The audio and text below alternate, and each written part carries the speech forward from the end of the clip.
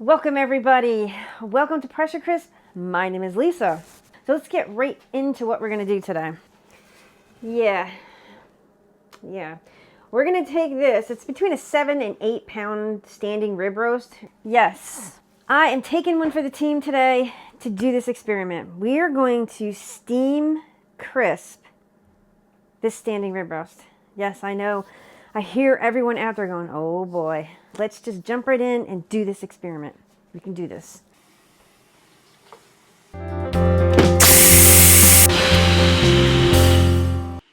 And we're just going to jump right in. I'm going to do it the usual traditional way that I make it. It's going to be Dijon mustard of your choice. You can use a country Dijon, whatever you want. This is what I have in the house, and I'm using that. You're going to need like 5 to 6 cloves of garlic. You're going to mince that. Fresh ground black pepper. Isn't that nifty? I got that at World Market. And thyme and rosemary. And if you don't have the fresh spices in the house, you can actually just use dried. We're going to use our salt there. Last but not least, we're going to use a little bit of avocado oil. And that's all we need to make this rub, so to speak. Now, I'm going to do this quickly. What you can do, you can put this rub on this standing rib roast and pop it in the fridge overnight if you want. I'm just going to do it straight up, so to speak. Do it right away. So yeah, I'm going to show you the recipe in the book, but I just want to get all this started. Get this rolling here. There we go. These are big. Holy mackerel. There's 1, 2, 3. Wow. We're going to use like 4 of these. These are, actually, let's use 5. Oh! 5-second rule. 5-second rule. Okay. We're there. So all we're going to do is we're going to try not to make a mess here. First off, we're just going to, and if you don't have fresh garlic in the house, you can use the stuff that comes in a jar, because I think I have some of that in the fridge. Or you can use the granulated garlic. It's not as good. Well, I shouldn't say that. Just use what you have. Do use whatever you have, whatever you can afford. Because with the price of food today, yeah. So just use whatever you have. I'm a big believer in that. Now I gotta fight with the garlic here. Oh, this smells good already. Nothing like fresh garlic. Yeah, I don't know where my mincer is. So we're gonna chop this garlic.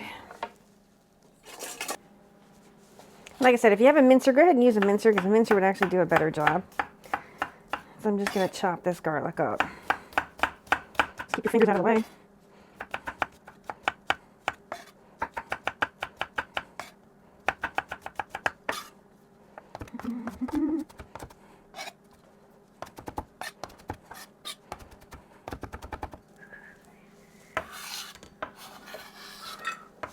And you get a little bit on the floor, but no big deal. So that's like that's a lot of garlic. So we're a bit over on the garlic today for what I usually use. Now we're gonna take rosemary. Oh, nothing better than fresh rosemary. Look at that. Oh, wonderful. And we're just gonna take it right off the tree, so to speak. And all you're gonna do, you're just gonna go just like this with the rosemary. Now you can reserve these sticks, so to speak. I think I'm going to reserve them for when I do a chicken, which I know I'm doing a chicken eventually. We're going to put them inside the cavity. Just gives it a little bit of aromatics there. You don't have to do it. You can toss them. Put them on the grill, like when you're grilling, like if you're making a steak or something, that'll be great as well. This is quite a bit of garlic. This is quite a bit of rosemary here. Now rosemary is powerful. Very powerful. The flavors. So that's we're going to use about that much right there. Oops. And we're not going to separate it out. What I'm going to do is just start right with the thyme. Ah, thyme. Ah, wow. Magnificent. And you do the same thing. You can save these, I call them sticks. They're not sticks, but there you go.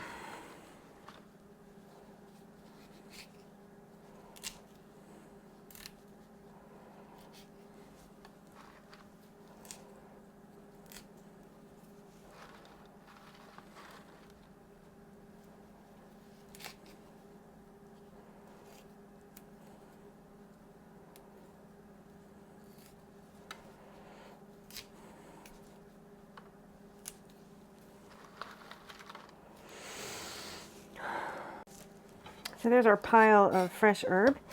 And we're just going to take our knife and we're just going to chop this up.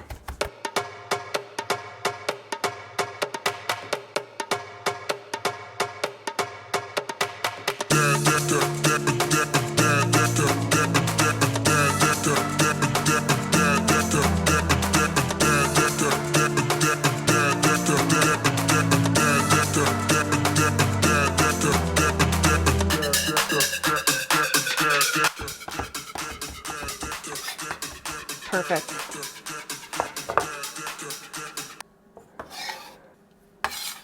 Yeah, this is a lot of rub. There it is right there. Ah, looks amazing already. So, pepper. I like to measure things out in my hand. That's like a teaspoon of fresh black pepper. Salt. Yeah, we're going to put lots of salt in there. So that's 1 teaspoon. We're going to go ahead and add 2 teaspoons of salt. The Dijon mustard, probably like 2 tablespoons. Whoops. Maybe like 1 to 2 tablespoons. And the avocado oil. Just going to go ahead and pour it in there. It's probably going to be close to like a 1/4 cup of avocado oil. I know we say tablespoons and stuff, but it actually usually ends up being like a 1/4 cup of avocado. And I might need even more because this is a huge amount of rub in here. So we're going to add a bit more oil.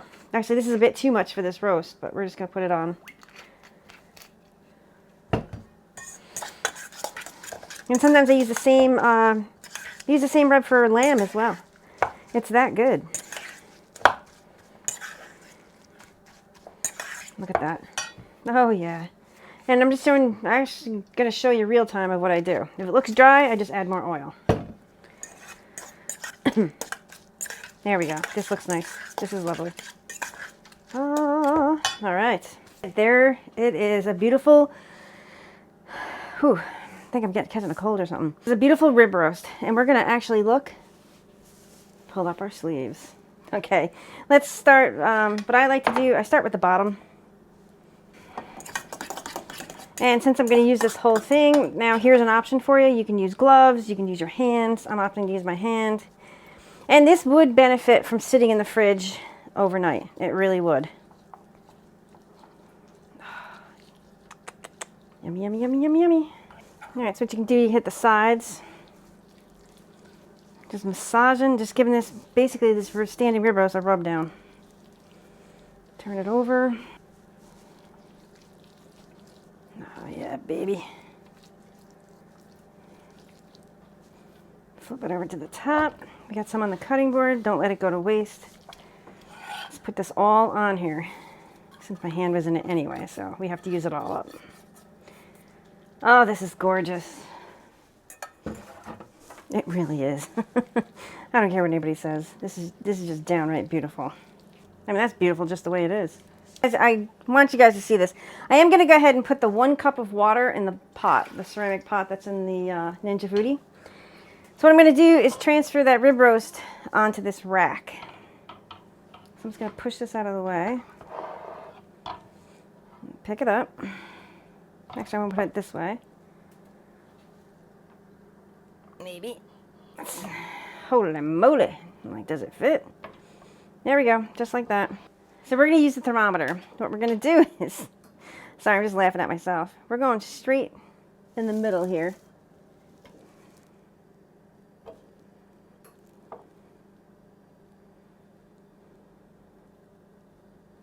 Just like that. Now we can pick it up and bring it over there. Take that roast, place it right in there. So we're going to take that thermometer, we're going to move this around so it'll fit. Put it right in there so it's connected. You're going to go ahead and lower the lid, and our 1 cup of water is already in there. We're going to turn this on. We're going to turn it to steam crisp. Now, according to the book, because there is a roast recipe in here, we're going to kind of follow it, but kind of not follow it. So it says to set temp to 365. 365. Now, let's see. Preset manual. Let's see if we can do that. Preset beef. This is interesting. So we're going to figure this out. Oh, that's chicken. We're going to do beef. Oh, one. One is rare. So we're going to keep it on rare. And we're going to see what happens. What time it is? It's 1:15 right now. And we're going to hit start. Okay. Cross your fingers, do a dance if this comes out fantastic. So this just turned on, like, well, maybe like a minute ago it did. So the probe temperature is 45. Our target temp is 110. I do have it timed. It took 8 minutes to come up to pressure. Well, 9 minutes, excuse me. I don't have a chance to put my speaker on. This thing is like billowing out smoke. So I'm gonna slide this open. It's shut off right now. Holy crap. I just grabbed the smoke detector off the wall. Yeah. Holy moly. Let's go see what's going on in here. Oh, yeah. Aha. So what happened is the roast is touching the burner unit. So we just had a massive, I don't want to say fail, learning experience. Look at that. Wow. Okay, so we just had, I don't want to call it a fail. We're using this as a learning experience. Yeah, okay.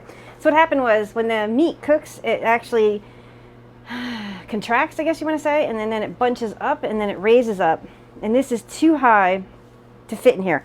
So the solution to that is, what I'm going to do, well, first of all, we're going to get this out of here. First, the smoke detector. Yeah, I got to put that back up. I just don't want it to go off. Okay, let's, where's my mitts? Let me get some towels here. Alright, so we're going to turn this.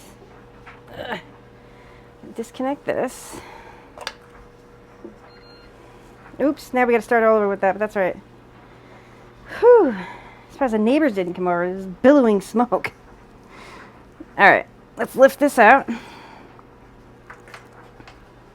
Put it over here. Let's, we're going to try this. I'm going to put this in here. So, it's picked up just a little bit. So now I have to pick this meat up. Just be careful. Okay, that's cooled down quite nicely. Look at that. We got charred. We got charred. It's not funny, but it is. Alright, I'm just going to have to use my hands here. It's not too bad. It's not too hot. Oh, it's coming off the bone. Gloves. Gloves always work. Two different. We're going to pick this up and put it right into the bottom and see if the trivet works. Hopefully or we can put it on its side as well. But I think the trivet, whoa, whoopsies. Yeah, it worked all right. All right, let's plug this back in. Let's see if we can do this again. It was only cooking for like 7 or 8 minutes. And it did that to me. Are you still going? Yes, you are. So yeah, so it's actually down lower. Let's close it up again. Turn it to steam crisp. Good Lord. Oh my goodness. Oh, it started right back. Oh my goodness. It actually held what it was doing. Oh, fantastic. And I was like fooling around here for like 5 minutes. Awesome. So this is going to work. Wow. Like I said, you know, this is like a journey. It's a Ninja Foodi figuring out the appliance journey. I'm cooking for about 45 minutes. So I am curious to see, because the temperature really hasn't budged. It's only, let me go down and show you. The temperature really hasn't budged. We're trying to get to 110, but we're at 65. So it's hovering, and I did take this out like a half hour before I put it in here. We're gonna take a look-see. A bunch of steam or something came out. All right, yeah. This is like super dark on the top. And I'm curious. Yeah. Yeah. Yeah. Sorry, I'm just brainstorming because I don't want to ruin this. I don't know if I just turned it on. Oh boy, it just tipped over because both of the strings came off. Well, let's turn it on its side. I'm just worried it's gonna get too dark on the top where it's not enjoyable. And And I'm glad I did this, and I'm glad I got this meat on sale, actually. So I think it was only like $6 a pound, like at Publix. So I got it around, ow, Christmas time. So let's just, oh, good God, man. There we go. Sort of, maybe. I can't see, really. Let me see. Let me take a look-see in here. So actually, this might work out well, because now we can brown the bone, and we can brown that. So let's go ahead and close it, except that's going to touch. I gotta remember that. I keep forgetting that this is a huge hunk of meat. Let me move the bone out of the way. So like, this is like what happens in real life that I guess people don't want to show you. I'm showing you. Just close this up. Start it back up again. It's so cool. You turn it right back to steam crisp and it starts right back up again. All right, so I just came out here. It's been like an hour and 5 minutes that this has been cooking. And the it's up to 93 degrees, so I'm very, very happy about that. Target temp is 110. So I might pull it out a bit early because I'm concerned that it's going to be well done, shall we say, on the outside. So I might pull it, which I know people have been questioning it. Rare is technically 110. I'm going to pull it at 100 because it should still go up to almost... What I've noticed with these appliances, the meat tends to jump up to almost 120. So I'm going to pull it at 100, so I'm going to hover because it's 94, 95 right now. So I'm going to pull it as soon as it hits 100 degrees internally. It has hit 100. Let's look at it. Slide it. See, steam or smoke comes out in the back, but it's not bad. It looks good. So we're going to pull this. Let me put you over here. I'm going to focus you over here, but here's the bones. Don't ever underestimate bones. Bones are the bomb. They're so good. So let's see if I can get this roast out of here.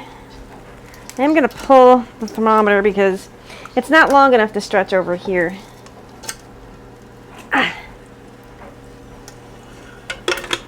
And yeah, there we go. It looks pretty good. Let me take these strings off. Oh boy. Whoa. Okay. Yeah, presentation. Now see, that's where it did not brown because it was pushed up against the side. So I'm going to let that rest probably for a good 15 minutes and then I'll be back. Yeah. So it took like an hour. Let's see, I started at 1:15. An hour and 25 minutes to get it to 100 degrees. And yes, it warmed up a bit here. So I'm in a t-shirt again. But yeah, here's the final product. It's going to drip on the floor. I just wiped it up. I'm glad I did this and I took one for the team, but would I do this again?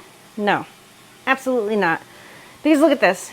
You have, this is all well done, well done. The only rare part is like right smack dab in the center. It could have been the temps too. Because, well, let's taste test it. Let's taste test this and then we'll discuss the, I didn't cut this, so I'm just going to have to take a bite.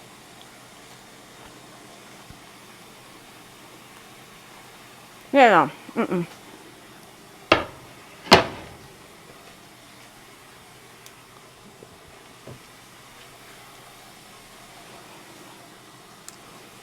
If you like well done meat, do it this way.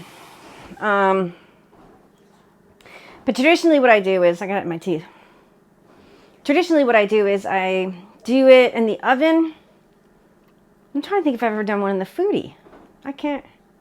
I've done one in the grill. I'm not sure if I've done one in the Foodi. I have to go back and look at my footage.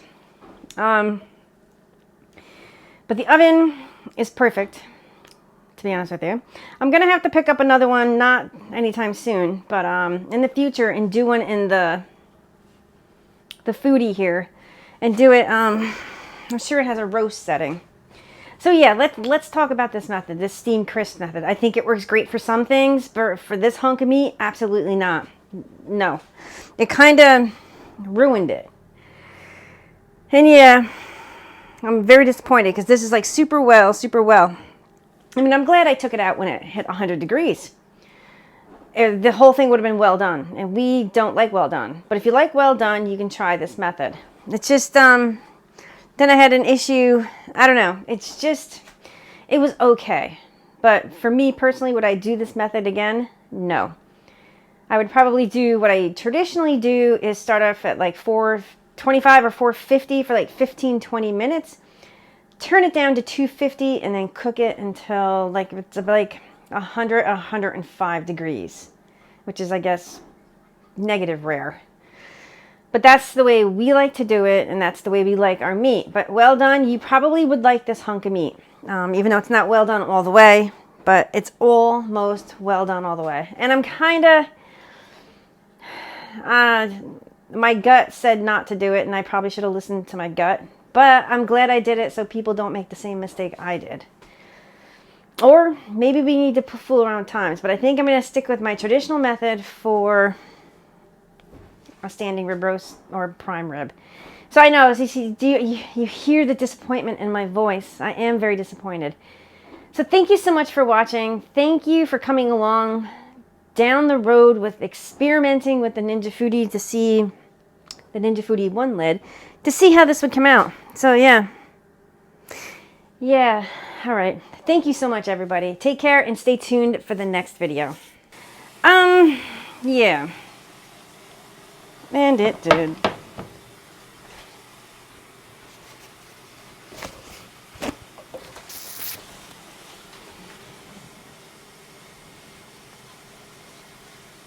There we go.